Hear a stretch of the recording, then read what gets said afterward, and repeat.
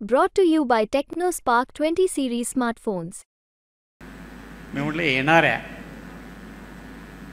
एकदा दादांना शब्द दिला की त्या शब्दाप्रमाणे वागणारा मी कार्यकर्ता आहे. त्यावेळेस महाराष्ट्रातला पहिला मी आमदार होतो. त्यावेळेस जाहीरपणाने सांगितलं की पवारसाहेबांनंतर या पक्षाची धुरा फक्त आणि फक्त अजितदादा पवार सांभाळू शकतात हे सांगणारा महाराष्ट्रातला मी एकमेव नेता होतो. मग दादा काय घाबरले काय? अरे म्हटले दादा घाबरायला एवढं मोठं धारिष्ट ज्यावेळेला माणूस करतो तो काय भीतो का काय?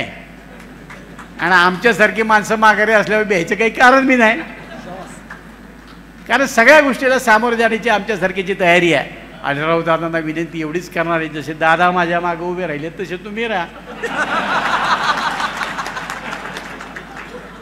नाही तर परत माझ्या तालुक्यात आढळराव दादांचा एक गट झालं कल्याण आमचं. यानंतर सभेला संबोधित करतायत खेड आळंदी विधानसभा मतदारसंघाचे लोकप्रिय आमदार आदरणीय श्री दिलीप अण्णा मोहिते पाटील.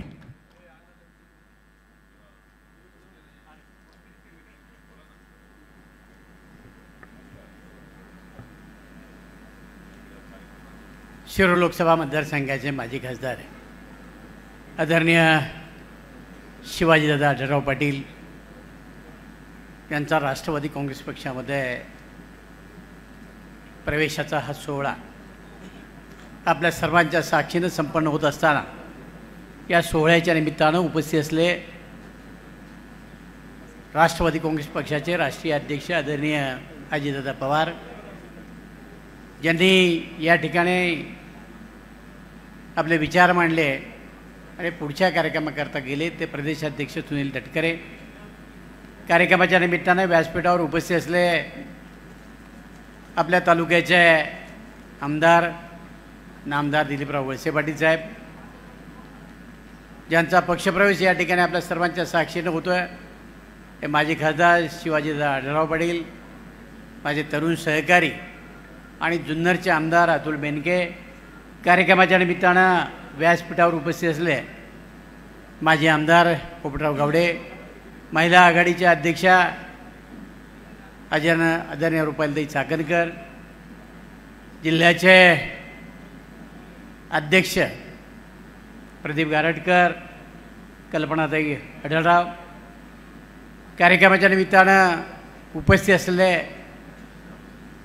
विविध तालुक्याचे अध्यक्ष, व्यासपीठावर उपस्थित असलेले सर्वच मान्यवर बंधू भगिनी आणि माझ्या सहकारी मित्रांनो आणि पत्रकार मित्रांनो, आम्ही सगळेच पुण्याच्या कार्यक्रमाला एकत्र होतो आणि जिल्हा बँकेची मीटिंगसुद्धा होती.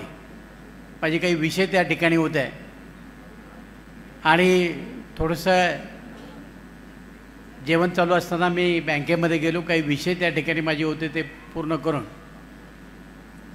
मी दादांच्या आणि वळसे पाटलांच्या मागणं आलो.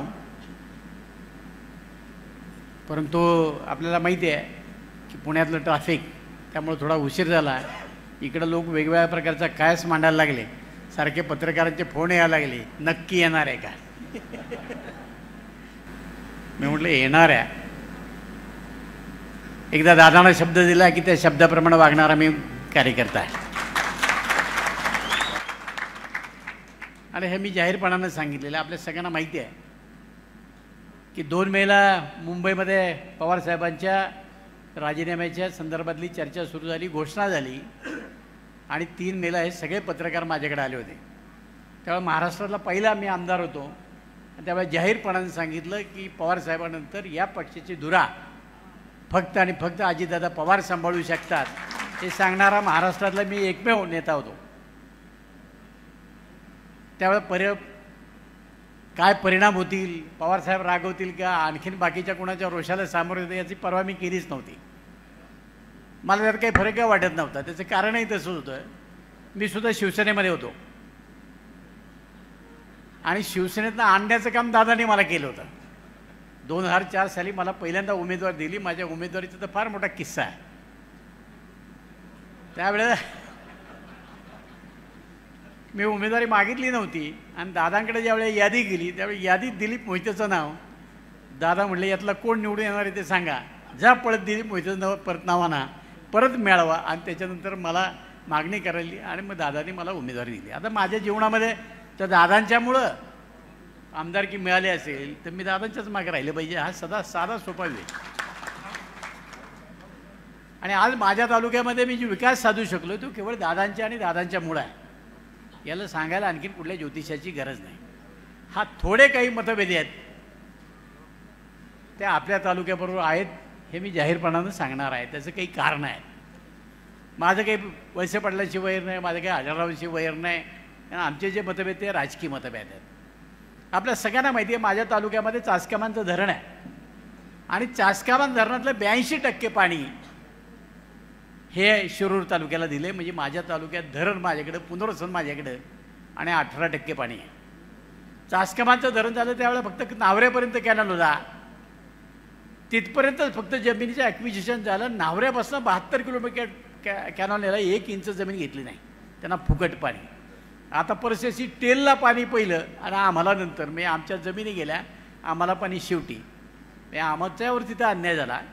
भामा आसखेडचं धरण बांधलं, भामा आसखेडचा कॅनॉल रद्द झाला, पण माझ्या तालुक्यातल्या शेतकऱ्यांना पाणी दिलं पाहिजे, माझ्या पिण्याच्या पाण्याची व्यवस्था केली पाहिजे याच्याकरता एक थेंबरसुद्धा पाणी ठेवलं नाही.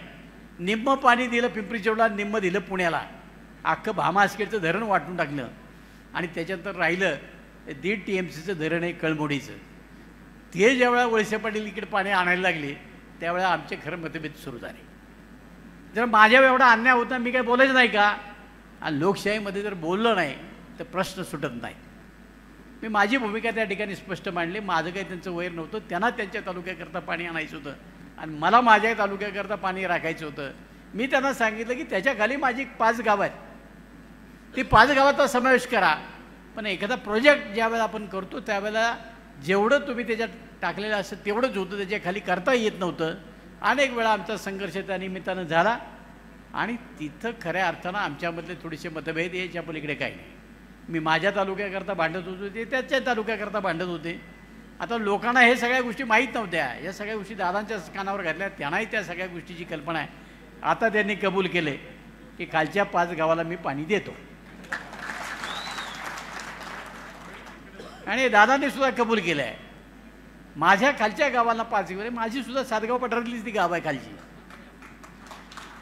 त्या गावाला पाणी मिळालं तर माझाही प्रश्न सुटणार आहे. जसा तुमचा प्रश्न सुटणार आहे तसा माझाही प्रश्न सुटणार आहे.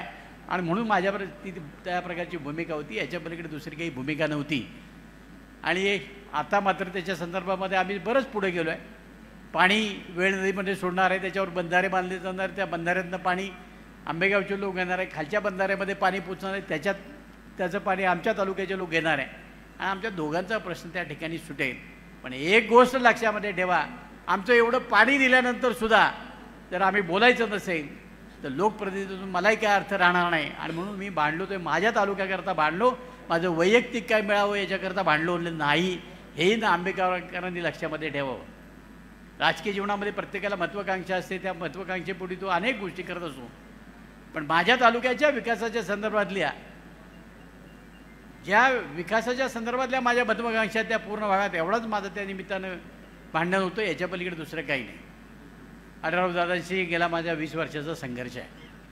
आता आम्हाला माहिती आहे की मी शिवसेनेत होतो त्यामुळे माझा स्वभाव तसा होता आणि ते शिवसेनेत आल्यामुळं त्यांचा स्वभाव तसा झाला आणि 2 सारख्या स्वभावाची माणसं एकत्र येणं फार अवघड होतं. अर्थात ते शिवसेनेत गेल्यानंतर माणसाचा स्वभाव आपोआप तसा होतो. हे काय आढळरावांना मी काही दोष देत नाही, कारण संगतीचा गुण होतो. सगळी तापटच माणसं शेजारी असली की माणूस आपोआप त्या पद्धतीने म्हणतो आणि मग आमच्यातला तो राजकीय संघर्ष सुरू झाला. पण त्यांनी जास्त संघर्ष माझ्या तालुक्यात का केला याचं प्रश्नाचं उत्तर अजून मला मिळालं नाही. आपल्या तालुक्यातल्या कुठल्याच कामाला त्यांनी विरोध केला नाही. उलटं त्यांनी मला एक दिवस सांगितलं की तालुक्याच्या विकास कामामध्ये आम्ही आणि वळसे पाटील एकत्र असतो, आम्ही कधीच विरोध करत नाही. मग मी त्यांना विचारलं, मग माझ्या तालुक्यात असं काय घडलं की तुम्ही तिथे विरोध करताय?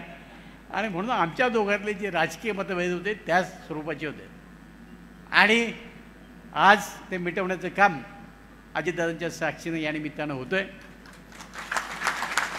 आता दादा खरं म्हणजे दादा मी गेली 25 वर्ष दादांच्याबरोबर काम करतो आहे. 25 वर्षात कधी दादा माझ्या घरी आले नव्हते, कारण घरच तसं होतं 550 स्क्वेअर फुटाचं. त्यामुळे दादाला न्यायचं कुठं हा प्रश्न होता. आणि घर बांधल्यानंतर बऱ्याच लोकांना ते असं वाटलं की बाबा दिलीप मोहितेनं घर बांधलं, दिलीप मोहितेनं घर बांधलं. बरेच लोक दादा आवर्जून सांगितलं, दादा वाड्यावर जा तुम्ही. दादा म्हणले येतोच. दादा आले आणि दादा आपल्याला माहिती आहे की बांधकामातलं फार बारीक दादांना कळतं. तर मला असं वाटत होतं माझ्या घरात कुठं चूक नाही, पण दादानी दाखवले इथं कशी काय ब्रेक पडली. की दृष्टी असली की माणसाला त्या सगळ्या गोष्टी कळतात. आणि मग दादा त्या दिवशी आले. आता लोकांना असं वाटायला लागलं की दिलीप मोदीची समजूत करायला दादा आले काय. असं अजिबात नव्हतं. आम्ही आढळराव दादा, वळसे पाटील साहेब, दादांच्या घरी ज्यावेळेला बसलो त्यावेळेला आम्ही आमचे मतभेद मिटले होते. परंतु कार्यकर्त्याची समजूत काढण्याचं काम हे एकटा दिलीप मोहिते करू शकत नव्हता, त्याला दादाच पाहिजे होते. आणि म्हणून मी सांगितलं की तुम्ही या आणि कार्यकर्त्याला तुम्ही एकदा भूमिका स्पष्टपणाने सांगा.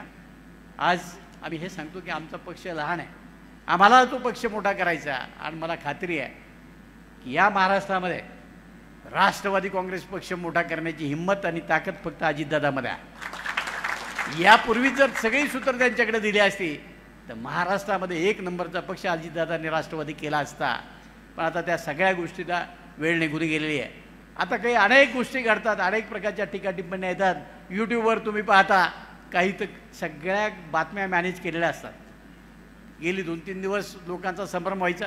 अहो ते जाणकार त्या बारामतीतून उभारा, मग दादा काय घाबरले काय. अरे म्हटले दादा घाबरायला एवढं मोठं धारिष्ट ज्यावेळेला माणूस करतो तो काय भीतो का काय.